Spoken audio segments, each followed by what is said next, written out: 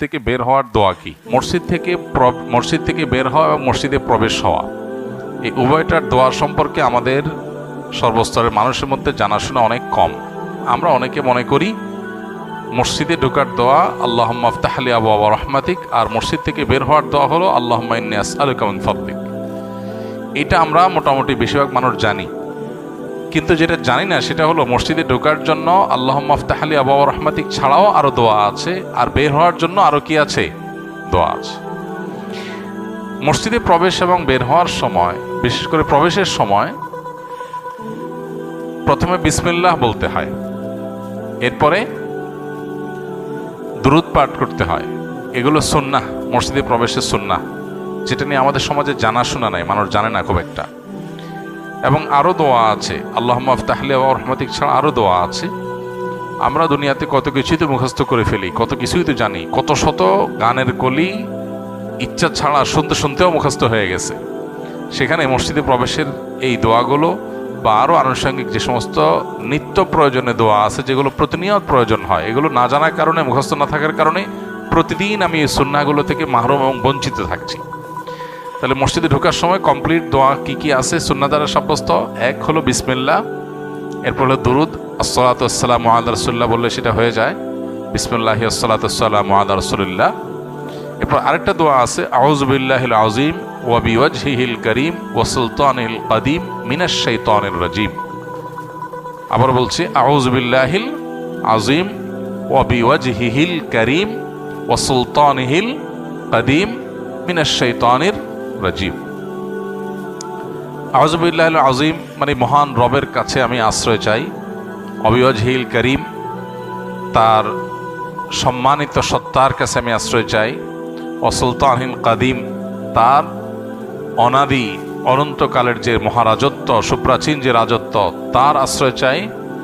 কোত্থেকে? মিনাশ শাইতানির রাজিম, বিতাড়িত শয়তানের শয়তানি থেকে, সে যেন আমাকে বিভ্রান্ত করতে না পারে। তো এই জন্য এই দোয়া পড়ে এরপরে আল্লাহুম্মা আফতাহ লি আবওয়াবা রাহমাতিক পড়ে আমরা ডান পা দিয়ে মসজিদে প্রবেশ করব। আবারও বলছি, বিসমিল্লাহ আসসালাতু ওয়াসসালামু আলা রাসূলিল্লাহ আউযু বিল্লাহিল আযীম ওয়া বিওয়াজহিহিল কারীম ওয়া সুলতানিহিল কাদীম মিনাশ শাইতানির রাজীম আল্লাহুম্মা আফতাহ লি আবওয়াবা রাহমাতিক। এখন আমাদের তো মসজিদে আসার পর হনহনায় আমরা প্রবেশ করে যাই, এত কিছু পড়ার সময় আমাদের হয় না। মূলত এটা একটু সময় নিয়ে হলেও প্রয়োজনে কিছুক্ষণ আগে থেকে শুরু করলেন, দু চার কদম থাকতে শুরু করলেন, যাতে করে প্রবেশ পথে অনেক বেশি ভিড় না হয়ে যায় সবাই থেমে থেমে দোয়া পড়ার পরে। তো সেটি আপনি করতে পারেন, করে এরপরে প্রবেশ করলেন।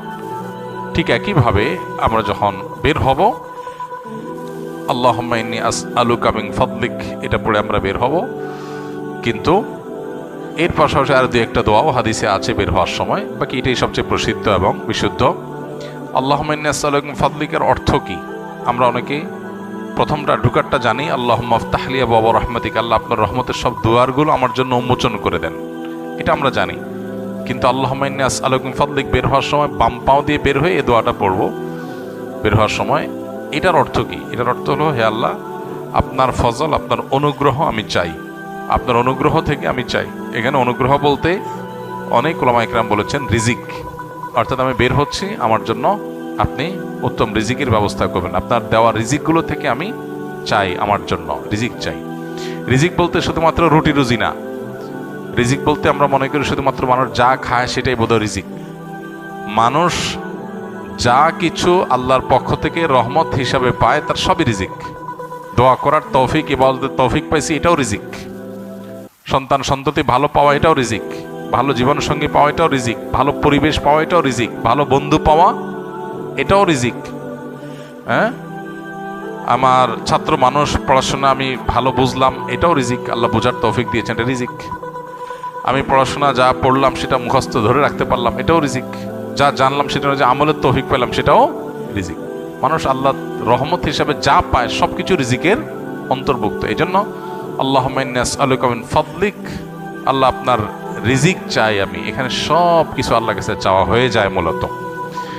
তো সেই অর্থ, সে উদ্দেশ্য মাথায় রেখে আল্লাহর কাছে সেটাকে পেশ করা সেভাবে। তো এইভাবে আমাদের মসজিদে ঢোকা এবং বের হওয়ার সুন্নাহগুলোকে আদায় করা দরকার।